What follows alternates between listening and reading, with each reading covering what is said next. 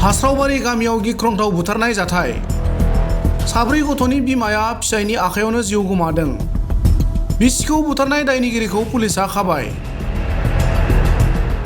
क'क्राझार जिल्लानि गसाइगाव महकुमा सिंनि 2 नं हास्रावबारि गामियाव सासे आइजोखौ गावनि असे फिसाया बुथारनाय जाथाया ओनसोलनाङैनो सोमोनांहोदों।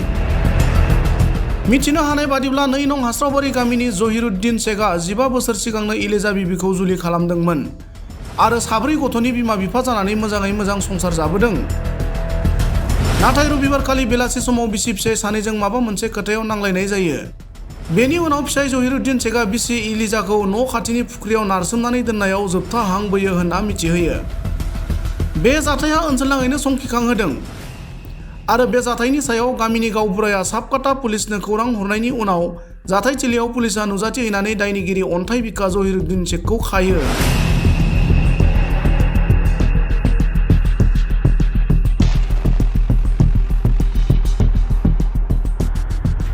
তোর নাম কি? এই এই এই এই শুন, তোর নাম কি? এই এই নাম কি তোর? পানি খাবি আরো পানি খাবি? নাম মোহাম্মদ জালালউদ্দিন তালুকদার। মই 2 নং হাস্ৰাবাৰী গাঁওবুঢ়া হওঁ। আজি বিয়লি অনুমান 3টামান বজাত স্থানীয় মোক ফোন কৰিলে যে জহিৰুদ্দিন নামৰ মানুহজনে তেওঁৰ ঘৈণীয়েকক পানীত ডুবাই মাৰি পেলাইছে। এতিয়া তৎক্ষণাতে মই আহিলোঁ, আহি বস্তুটো চালোঁ, ফোন কৰিলোঁ। তাৰপিছত আৰক্ষী মহোদয় আহিলে আৰু লাছটো উঠাই লৈ আৰু যিটো নেকি ঘাতক সেইটোকো উদ্ধাৰ কৰিবলৈ সক্ষম হৈছে। কেইজন ল'ৰা ছোৱালী আছে তাৰ? মানুহজনৰ 2টা 3টা 4জনী সতি সন্তান আছে। মানে 4জন ল'ৰা? 4জন না, ছোৱালীজন 3জন ছোৱালী আৰু এটা ল'ৰা। আচ্ছা আচ্ছা।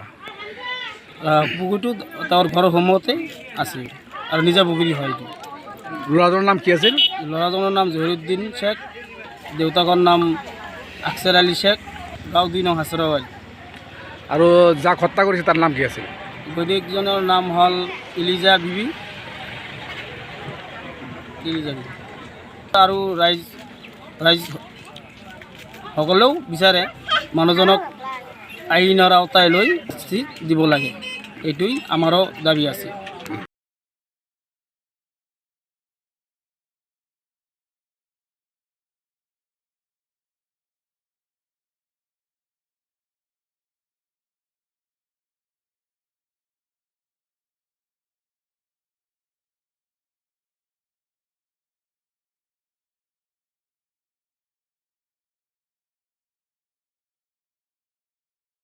आङो निउर'थेरापिस्ट बङाइगाव सापागुरि बेंटल गेटआव बाहाय बे आं निउर'थेरापि होनाय मोनसे थेरापिस्टखौ आं सालायो।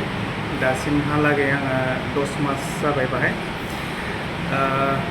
10 मासनि गेजेराव गोबां मानसियानो बेबायदि हामनानै थांनायखौ थांबाय, मोजां मोनबाय। सोरहाबा पेरालाइज, सोरहाबा बेबायदिनो सिनस्रि सानायफोर, सियाटिका जानायफोर, सार्भाइकेलनि प्रब्लेम बा हान्थु सानाय, एंगल सानायफोर, टेनिस एल्ब'फोर, माइग्रेनफोर, नैबेफोर बेमारफ्रा हामनानै थांबाय।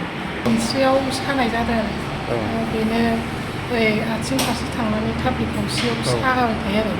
मैया नाजाफैदोंमोन नालाय, दा एसे मोजां दं आरो दोनथ'ला माइना फ्रि। दा मोजां मोनबाय आरोना? आं सिनस्रि सानाय जादोंमोन फार्स्टआव, सिनस्रि सानाय जानानै थाबायनो हायि जादोंमोन। 1 सप्तायानो जाबायमोन। खामानि जादोंमोन, दा बेयाव फैनानै थाबायनो हाबाय। दा मोजां मोनबाय, आं मोजां थाबायनो हाबाय।